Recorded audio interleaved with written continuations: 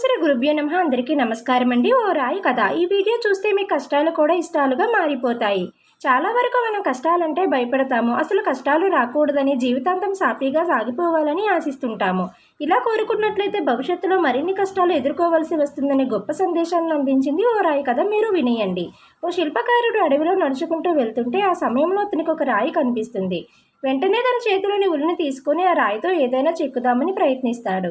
ఒక దెబ్బ వేసేసరికి ఆ రాయి స్పందిస్తుంది. నాకు చాలా నొప్పిగా ఉంది, దయచేసి నన్ను వదిలేయని, కావాలంటే వేరొక రాయిని చూసుకొని చెబుతుంది. దీంతో శిల్పకారుడు కొంత ముందుకు వెళ్తాడు. అక్కడ మరో రాయి కనిపిస్తుంది. ఆ రాయిని చెక్కుదామని నిర్ణయించుకుంటాడు. ఉలితో ఒక్క దెబ్బ వేయగానే ఆ రాయికి కూడా నొప్పి పుడుతుంది. కానీ ఓర్పుగా నొప్పిని భరిస్తుంది. కాసేపటికే ఆ రాయి కాస్త దేవుడి విగ్రహంగా మారుతుంది.